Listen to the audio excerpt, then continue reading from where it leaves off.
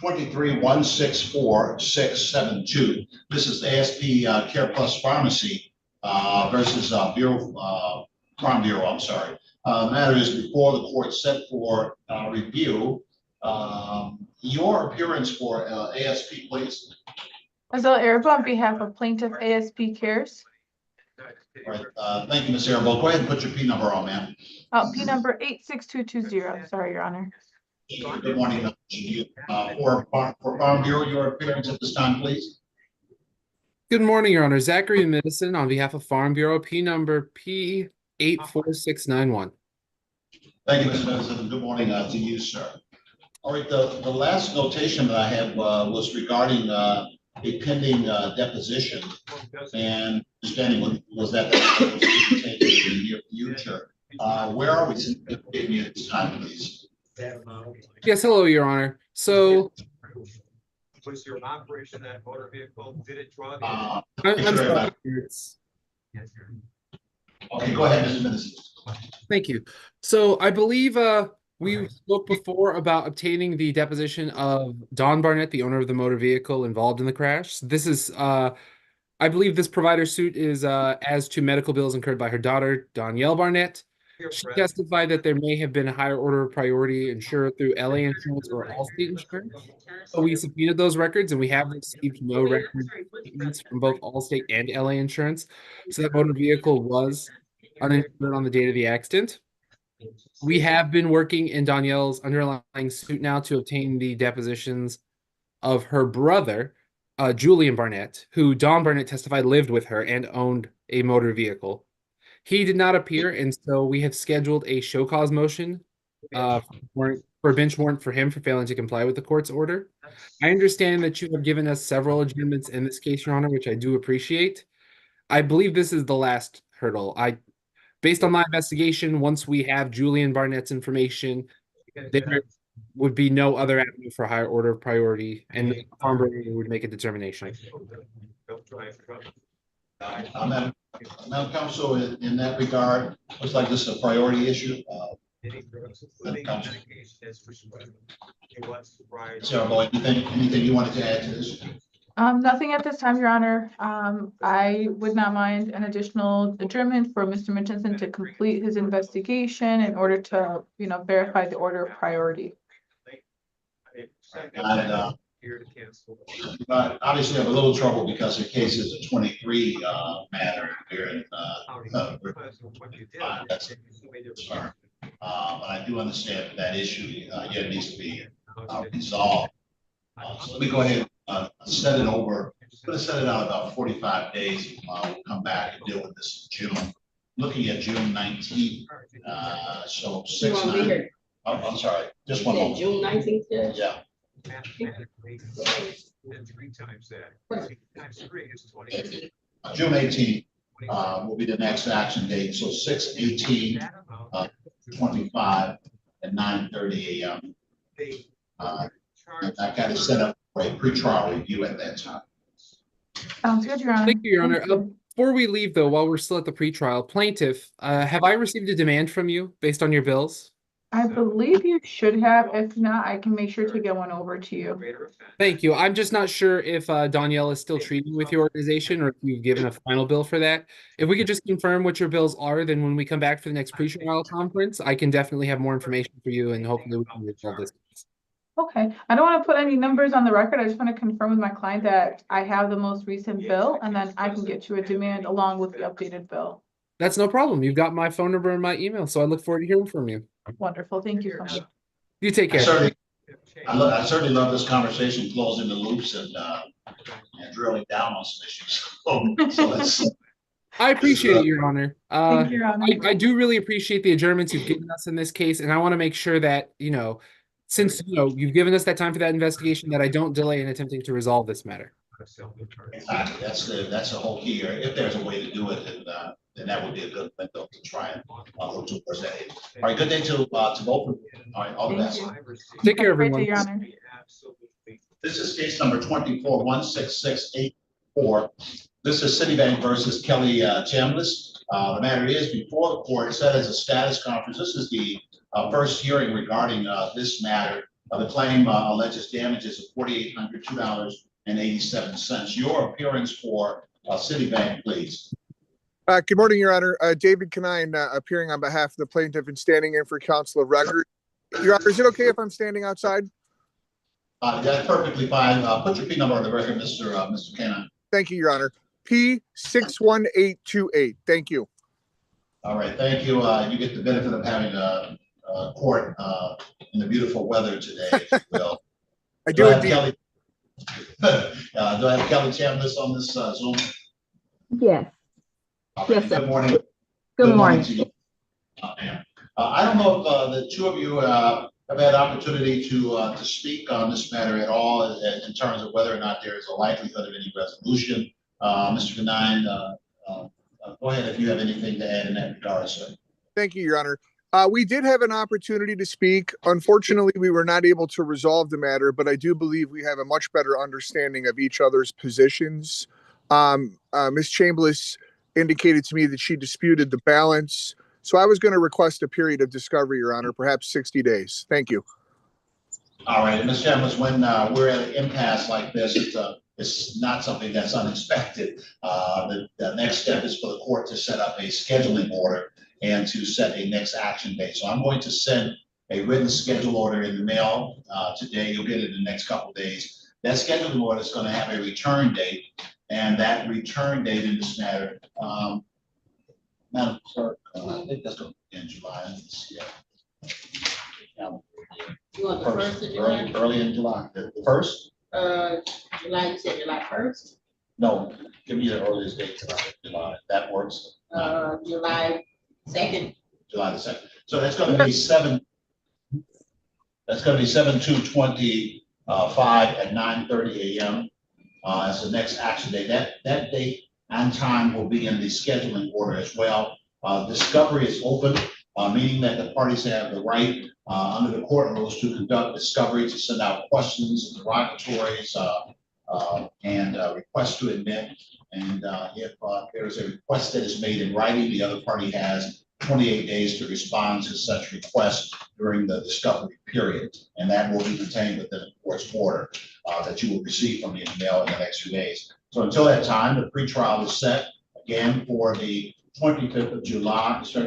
That's the 2nd of July of 2025. And you'll get an order from me today and drop in the mail. Good day to both sides. I wish you well. Thank you, Your Honor. Thank you, Ms. Chambliss. Thank you.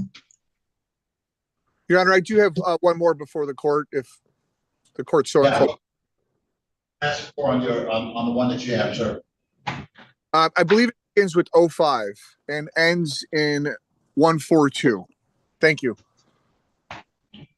All right, this is case number 0513, start there, 103142. This is Board Financial LLC versus Terry Denise Granger. The matter is before the court on an application objecting to a writ of garnishment.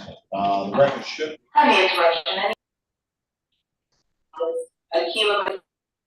No, you have two devices on, ma'am. You will have to shut one off. That's why I'm getting a feedback. You must have two devices on. So please shut off the one that you have and just use one device. Otherwise, it's going to give you that feedback. All right. So the record matter that a judgment was entered by default on the looks like it was 9/14/05 for $2,960.91. That judgment was subsequently renewed in this matter, and given that there is a balance that exists, and I should say it was renewed on 7/15, 7/09, excuse me, 7/9/15 for the same amount. And it appears that there's a balance existing on that judgment, and therefore the action by way of garnishment. All right, and Mr. Canine, go ahead and put your appearance on regarding this matter. Thank you, Your Honor. David Canine, last name spelled C-A-N-I-N-E, P61828, appearing on behalf of the plaintiff and standing in for counsel of record. Thank you. All right, thank you, counsel. And I'm looking for Ms. Granger. If you're on the Zoom, say something at this time. Yes. Thank you. Good morning to you, Ms. Granger. I have looked at your document, and you've indicated that you're objecting because you say the amount permitted by law is already being withheld by a court order. Then you secondly said the garnishment stop was not notified, almost 20 years old.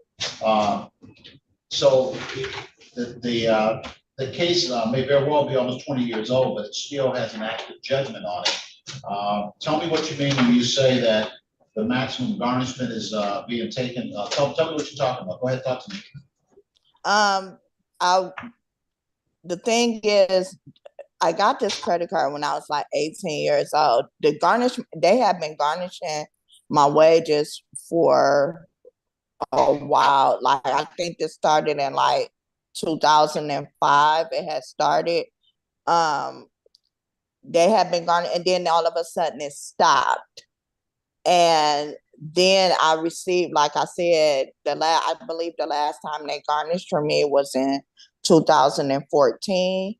And I haven't heard from them since within the garnishment. So I thought it had been fulfilled. The garnishment had been fulfilled. So I'm just blown. I didn't understand why I received this. At one point they were getting my state tax. They're no longer garnishing my state. They had no longer garnished my state tax or anything. So when I heard from them again, I thought that the garnishment had been fulfilled. All right. Thank you, Ms. Granger. Yeah. Councilor, there's an indication that there have been payments made over the years. I know that this is a judgment that is that's approximately 20 years old. Do you have some indication as to what the balance is, the numbers as to what was paid, that kind of thing? I do, Your Honor, but I apologize. I would have to access my email, and I again apologize. Would the court mind maybe passing this matter for just a second, and I can see what the balance is? All right. I'm going to come back to the matter, Ms. Granger. What I'm basically asking for is an accounting, and one way or the other, I'm going to order that be given to you in writing. But let's see if we can find out preliminarily what those numbers look like and see what we can do on this matter. So I'll come back to you to this matter short. Thank you, Your Honor. Thank you. Just stand by and put yourself on mute. I'll come back to you. All right. The court now is on the record regarding 24-169-865. This is Midland Credit Management versus Erica Hunter. Matter is before the court on set for a pretrial conference. There has been the filing of a motion for a summary disposition. That matter is set on for hearing on today's date. Morning, Your Honor. Viola Oskal on behalf of Midland Credit Management, P84802. Good morning. All right. Good morning to you, counsel. And do I have Amika Hunter is who I'm looking for? If you're on this Zoom, please say something at this time. Ms. Amika Hunter, any counsel representing Ms. Hunter, if you're on this record, please say something at this time. Let the record reflect that the court did send a notice of this hearing out to Ms. Hunter at the address she provided on her answer. That address is on Warwick Street in the city of Detroit. That notice was sent out on April, looks like April the 17th. So it's kind of a relatively short notice time, but again, that's been about 13 days ago. All right, counsel, any information you have regarding Ms. Hunter, any responses or anything that you've received after filing a motion to talk to? Yes, actually, there has been a change in the account. Last night, the defendant called our call center and entered into a payment plan. The first payment was scheduled for today, and she made that payment about an hour ago. And yes, so. All right, counsel. So I suppose that I'll be getting some type of order either dismissing or some type of agreement or something to dispose of the matter. What do you anticipate? We could generate a consent order for the court. All right. So how quickly can you get that to me? I could have my paralegal prepare it today and maybe submit it under the 7-day rule if it pleases the court. All right, so let's get this wrapped up. I'm going to set a calendar on it simply by the 21st of May. So 5/21, 25. And I'm noting to the file that there has been a resolution, and the court is awaiting paperwork on that resolution. Get that to me not later than 5/21, 25. Very good. Okay, Thank you. Thank you. thank you very much.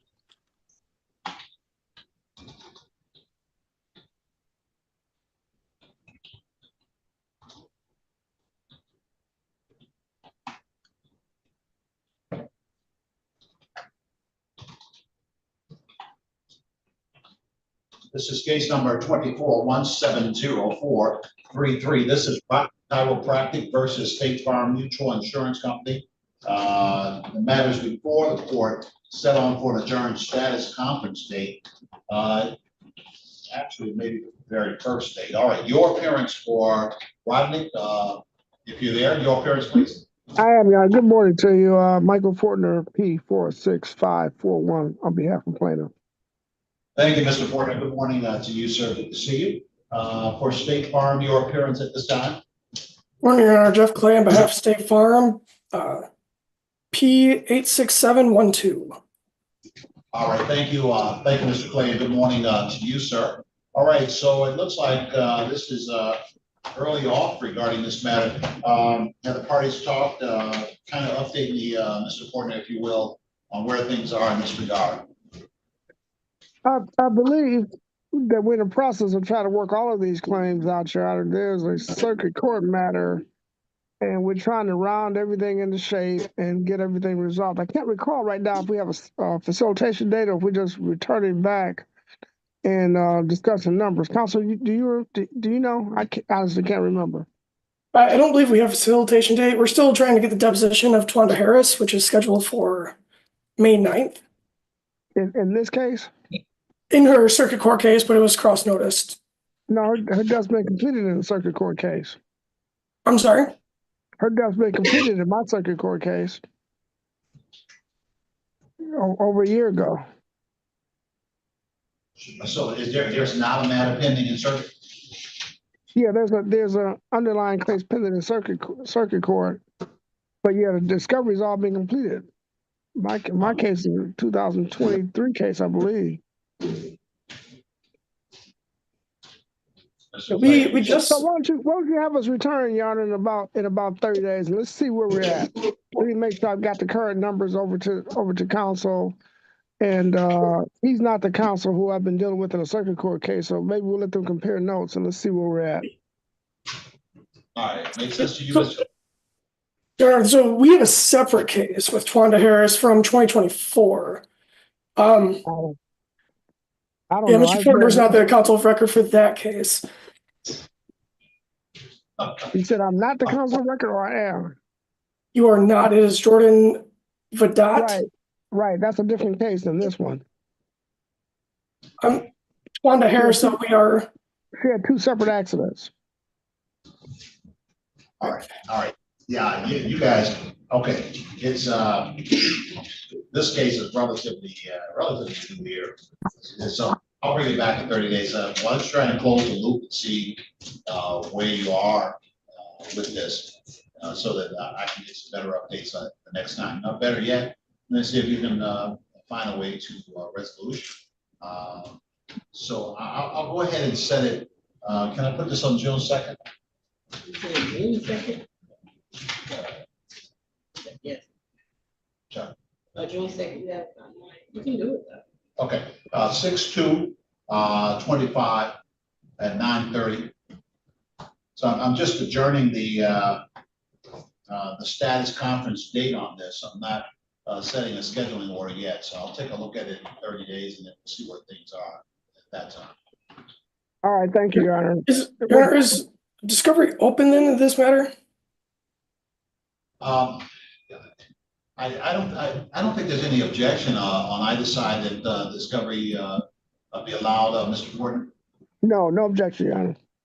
All right, very well. So I'll open discovery at this time, and then I'll revisit the issue in terms of setting a formal order by the second, on the 2nd of June. We'll take another look at things at that time.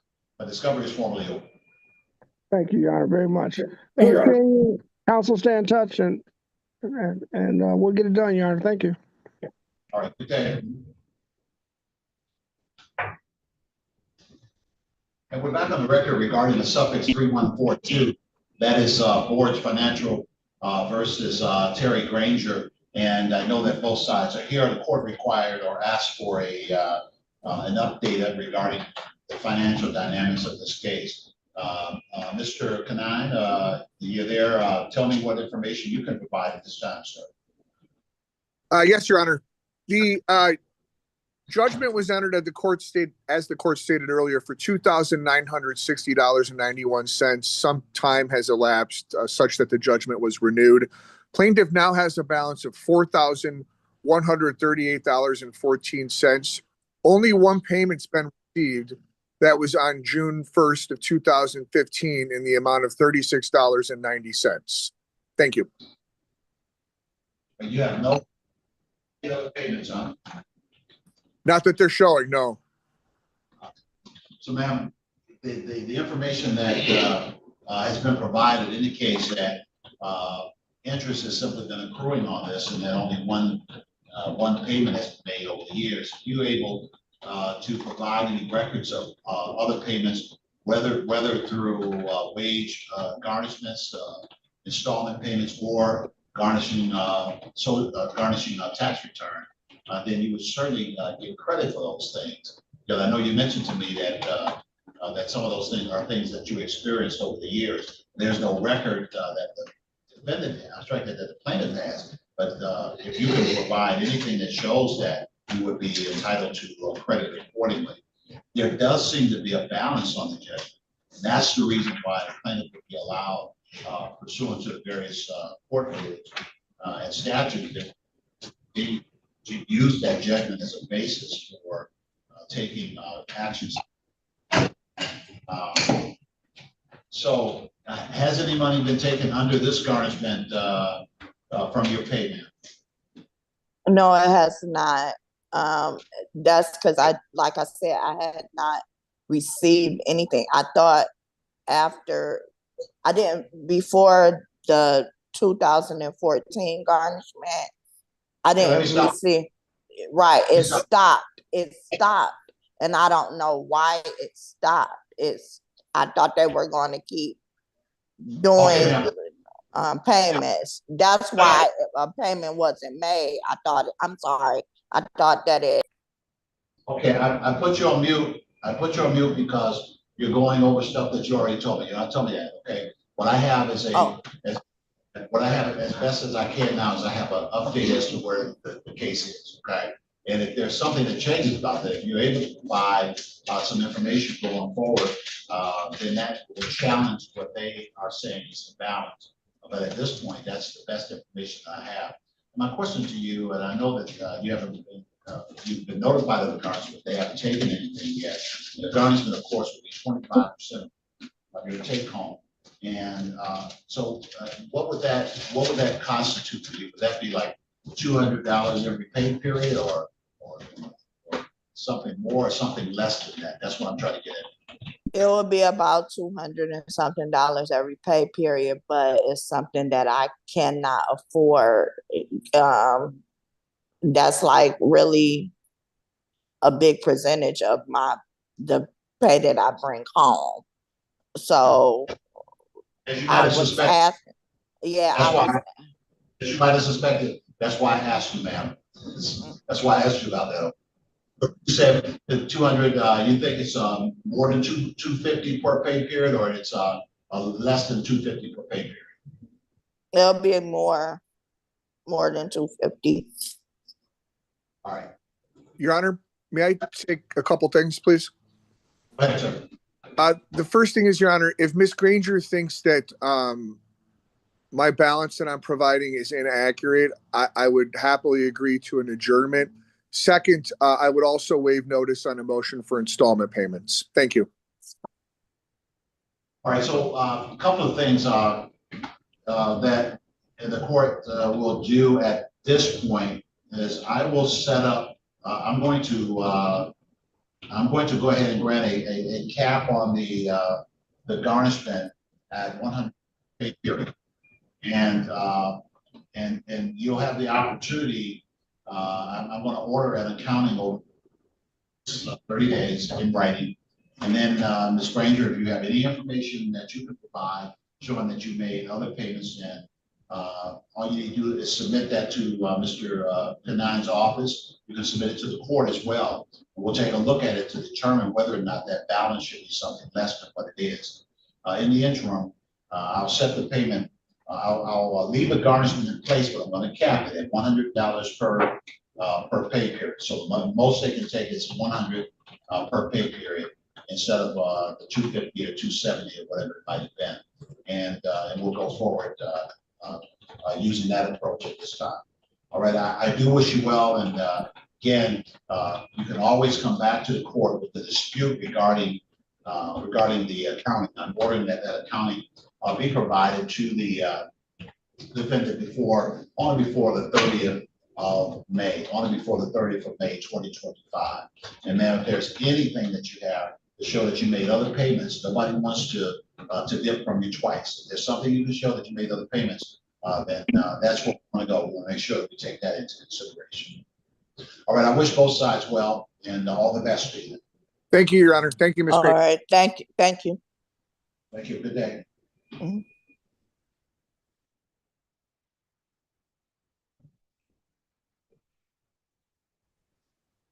One moment.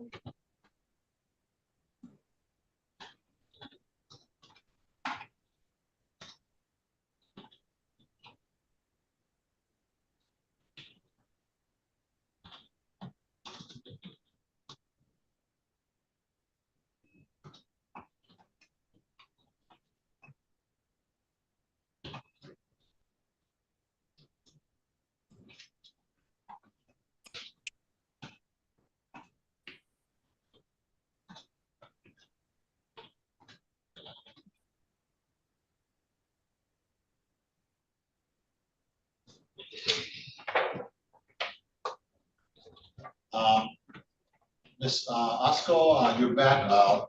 I know that your case was heard. You have another matter, do you? Has to do at 10:30 with defendant Sherelda Jones, case number 02111563.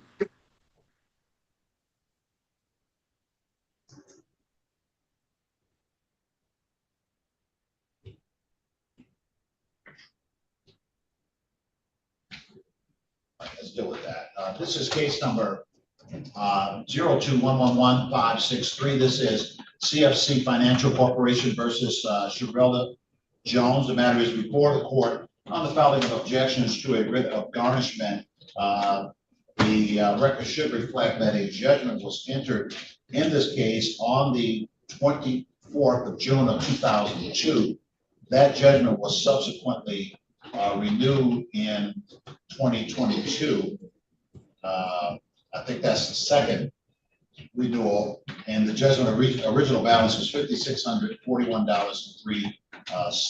All right, your appearance for CFC. Correct. Your appearance, please. Lausco, P number 84802 on behalf of the plaintiff. Thank you, counsel. Good morning again. I'm looking for Ms. Sherelda Jones. If you're on this Zoom, please say something at this time. Good morning, Your Honor. All right, thank you. Good morning to you, Ms. Jones. I received your objections to writ of garnishment. You said that the funds or property that is being attacked is exempt from garnishment. Tell me about that, ma'am. First of all, I have no idea what this is from. All right, well, I can't, that's something I can't take into consideration at this time. This is a judgment that's been in place since 2002 and it's been renewed a couple of times. Your objection that you raised said that the funds from the Michigan Department of Treasury are exempt funds. What are you talking about? What are you trying to tell me when you say they're exempt funds? Talk to me about that. There, Or- I never did it. I didn't understand why I've been filing taxes before I became disabled, and they never took my taxes. When I filed this year, my disability, and they took it, and when I received the letter saying that it was taken, I went down to 36th District Court to find out why, because I thought it was for some tickets, and I know I didn't have any tickets that were unpaid. And that's when he told me that it was a case from 2002. Okay, so what you did, you filed your taxes and you took a homestead exemption, is that what you did? Yes. And so once you take that homestead exemption, the funds, even if they were funds generated by disability, which would normally be exempt, once it's a homestead benefit that you take, the case law says that those funds are not exempt. While your disability and federal benefit may be exempt, the homestead property tax credit is not one that is exempt from collection. Let me hear from Madam Counsel regarding your position. It's an old judgment. It's been around a long time. Counsel, talk to me. This is a very old case. Basically, plaintiff believes that the objections are not valid according to Michigan Court Rule 3.101K. The objections may only be based on the garnishment. It's challenging the validity of the judgment, and the issuance of the judgment was property, and there's no valid reason why this judgment should be set aside. Right. I don't think there's been a request as such to set aside the judgment. The petitioner was saying that she was unaware that that judgment was in place.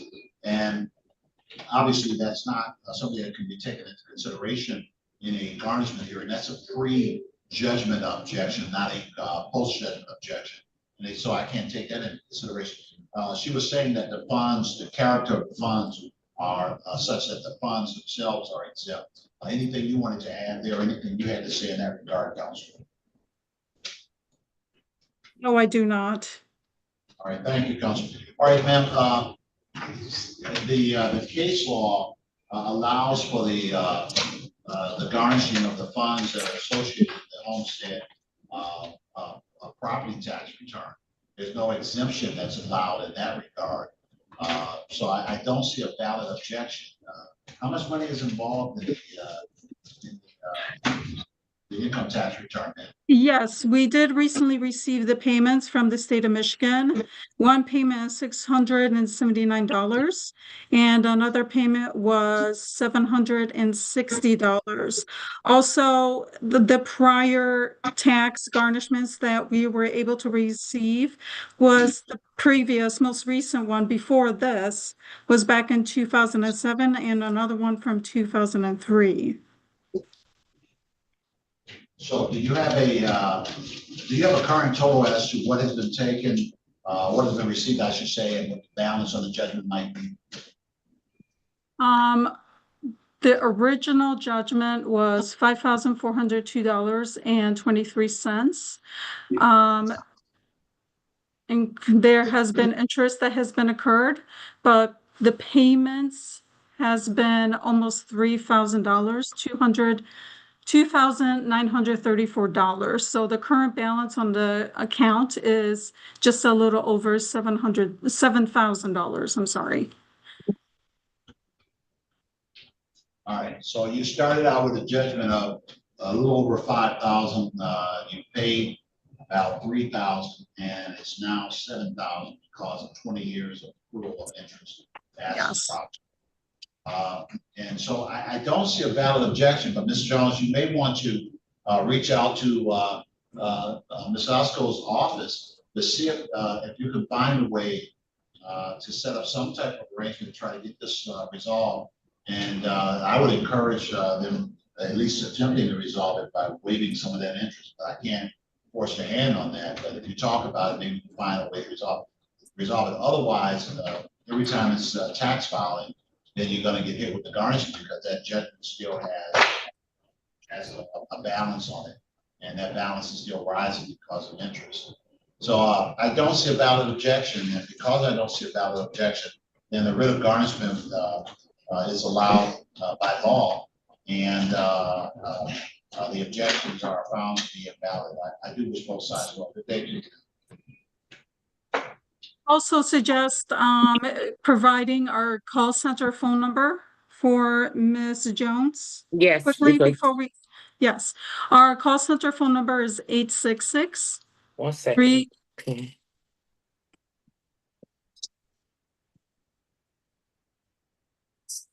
Okay, I'm ready. 866-300-8750. Okay, thank you. Thank you, Your Honor. Thank you, Ms. Jones. Thank you. I'm sorry, I messed up something there, Ms. Osco, you were, thank you. Ms. Osco, you were saying something and I was absent. So go ahead and say what you were saying, ma'am. I just provided our contact phone number for Ms. Jones. And you did that by way of chat, correct? Yes. All right, Ms. Jones, did you receive the chat, ma'am? Yes. All right, so I encourage you to reach out and see if there's a way to resolve this. Obviously, you don't have this kind of money, but there may be a way to try to get it done, because like I said, it's been 20 years. So all the best to both sides. Thank you. Thank you. All right, the court now calls case number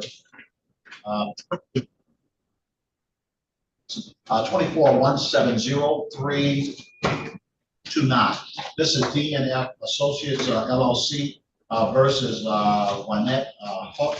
The matter is before the court, set on for, I think I have this set for a status conference. Your appearance for the plaintiff in this matter, please. This is Attorney Ashley Nelson on behalf of the plaintiff, P84103. All right, thank you, Ms. Nelson, and good morning to you, ma'am. I'm looking now for Juanette Huff, please. Your appearance at this time, or your name. Tell me if you're here this time. Yes, I am. All right, thank you, Ms. Huff. All right, so this I have as the, looking at my file here, I think I have this as the first hearing in this matter. And I do see that there is a motion filed by Ms. Huff, wherein she is asking the court to compel contractual arbitration in this matter and to stay these proceedings or dismiss this case while the arbitration proceeds. Madam Counsel, the objection to the motion at this time.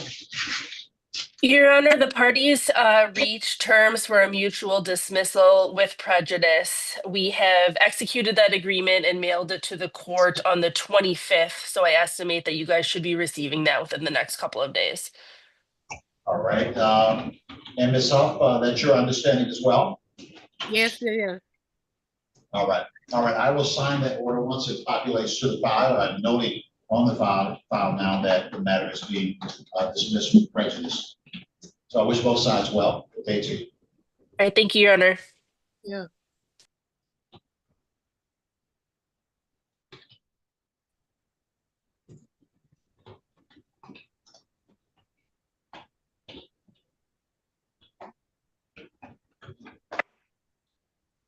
The court now calls case number 22-182-408. This is Credit Acceptance Corporation versus Cherokee Crawford. The matter is before the court on the filing of objections to a writ of garnishment. The record should reflect that a judgment was entered in this case on the 22nd of September 2022 for $14,302.68.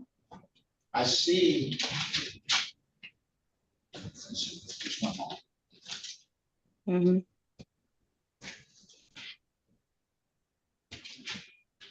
I don't have a complete bio of this matter, but your appearance for the plaintiff regarding this matter, please. Judge, may I please call, I'm Attorney Richard Person. My bar number is 35222. I'm one of the attorneys of record for the plaintiff. All right, thank you, counsel. And do I have Cherokee Crawford on the Zoom? Yes, I'm here, Your Honor. Good morning. All right, good morning to you, Ms. Crawford.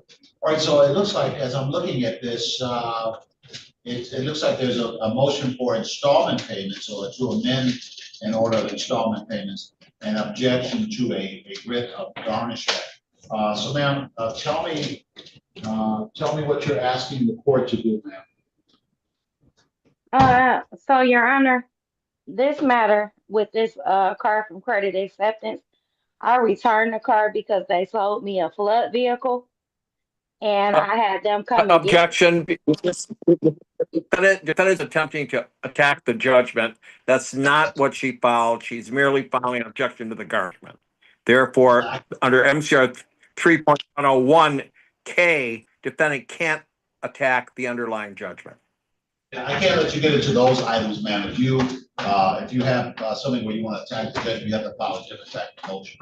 This is post-judgment stuff. There's a judgment in place, and the paperwork that you file says that you shouldn't have to pay that, or that you should pay it by installment or something like that. That's what we're discussing today. If you have other issues that you want to raise, you have to bring a different type of motion. These are two motions.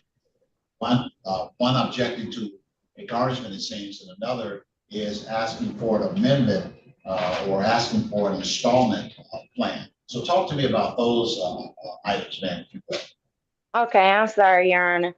I was problem. seeing if it's possible that I can maybe stop the garnishment because right now I'm currently working part-time at my job and I work at Greektown Casino and Hotel, and recently they cut the hours.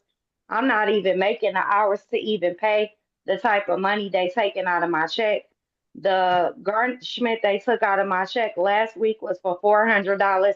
This week they took out $400, and I'm not even making the hours. So basically, it's like I'm working for free. Yeah, well, what they would be taking is 25% of what would be your take home. So if they took 400, that means that you were going to bring home 12, or that you were going to bring home 1,600. So that's the garnishment can't be more than 25%. Obviously, you may have other things that are coming out, but those other things would not impact the garnishment. The rate cannot be more than 25%. So if they're taking 400. That means that is the amount that is garnishable. Do you get paid every week or?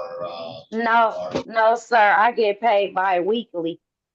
Okay, Recently, I'm sorry. Taking about $800 a month is what you're saying, correct? Yes, I can't afford that with the cost of rent. I have to pay my rent. I'm behind on that. I also have other responsibilities that I'm responsible for, all while working a part-time job and now barely working the hours. This week I only worked 22 hours. All right, ma'am. Counsel, your input regarding this matter, your response, please, sir. Yes, Judge, I'll be very brief. I ask that the court deny defense objection to the wage garnishment. However, I will stipulate to the entry of the installment payment order pursuant to the terms and conditions that defendant has made that motion for installment payment order. I recommend that we are now on the record April 30th. Perhaps if defendant can begin her first payment under the installment payment order 30 days from now, that would be a Friday, May 30th. With that, I rest. All right, and I don't, unfortunately, I don't have the, I don't have a complete file. I remember reviewing this somehow, maybe I misplaced the file, but what was the amount that was requested in the installment petition? Ms. Crawford, maybe you can be illuminative there. Ms. Crawford. Yeah, Ms. Crawford, what were you requesting to make as your installment payment? So when I called, the lady told me that they'll settle the amount out for $3,800. So I can try to work towards. Let me stop. Okay. Let's. All right. My question is real simple. My question is, what were you asking to make as an installment payment? Whatever has been garnished has been garnished, but what are you asking for as an installment payment? I can pay like $150 every 2 weeks. And Mr. Rosen, are you're not objecting to the installment request at 150 per pay? That's correct, Judge. That's correct. I will stipulate to that $150 bi-weekly, perhaps beginning on or about May 30th, 2025, which will be 30 days from now. Right. So, ma'am, I know that money has been taken already. There's nothing I can do about that. I can stop the garnishment, however, and allow you Okay. to make the partial payment. So I'm going to sign an order that will suspend the garnishment, and I'm going to sign a second order that allows you to make installment payments at $150 per pay. That first payment will be due on May the 30th. And then you would continue every other week. So it would be a total of $300 a month. That would be the payment under the installment. And again, I'm signing an order to stop the garnishment, to suspend. Okay. Also, still, if you believe that there is some basis to object to the underlying judgment, there are ways that you could legally try to do that if you believe there is a reason why the judgment should be set aside. So the only thing we're dealing with today is the collection issues. Okay. I'm signing the appropriate orders in that regard. I do wish you well, Ms. Crawford. Thank you, Mr. Rosen. Good day to the two of you. And I'm signing the appropriate orders in this matter. Thank you, Judge. Okay. Thank you so much, Judge. Have a good day. You too.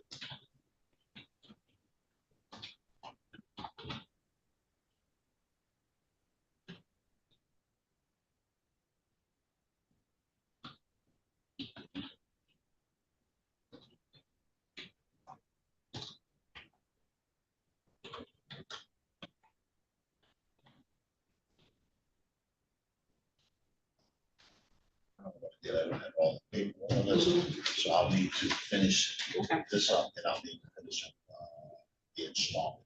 Okay. So,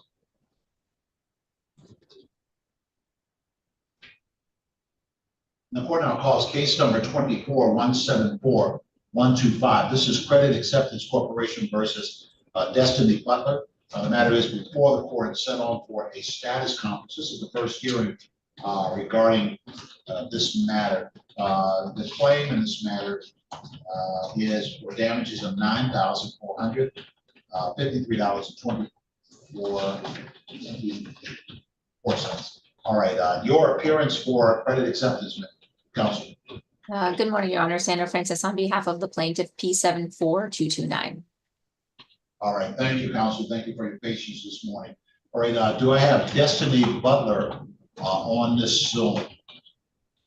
Looks like I do not. Counsel, do you any information that you can bring to update regarding this matter? Yeah, Your Honor, last time we were here, we had agreed to a consent judgment with the defendant. We did send that consent judgment to the defendant. It was not returned. We then sent another consent judgment hoping she would return it, and it still hasn't been returned. And she's failed to also appear today. So at this point in time, I would request entry of a default judgment. Today was set as a control date to ensure that the paperwork was received. All right, the court will find that the defendant is in default on a failure to appear. The court will note that a written notice of this date for review was sent out to the defendant on the 25th of March of 2025. That was sent to the defendant's address on South Electric Street in the city of Detroit. The defendant did not appear on today's date. The record has been made regarding the defendant not returning a consent that she previously indicated she agreed to. For all those reasons, the court finds the defendant is in default, and a judgment by default will enter for the all reasons based upon the court so ordered. Thank you, Judge. I just wanted to note that her first payment was due 5 days ago, and that also was not made. So we'll go ahead and submit the default judgment to the court. Thank you, counsel. Good day to you. Good to see you. Thank you.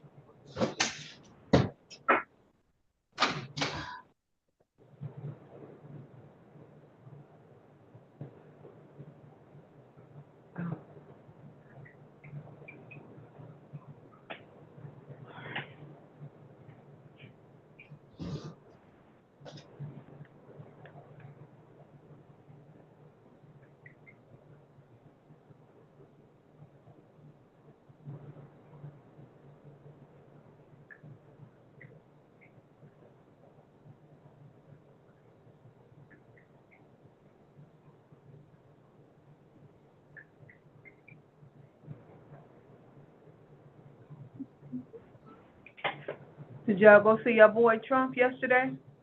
Wait a minute, the thing's still Wait a on. minute, 1 second there. Oh. I also have this one other case, so let me call that before I shut it down. Now this is, I have the, well, no, actually it's separately. But I have this Shahadi budget rental versus Shahadi. Yeah, I think did he have an objection to garnishment or something? Yeah, I put it in the file. but the hearing date is 5/7. Oh, 5/7.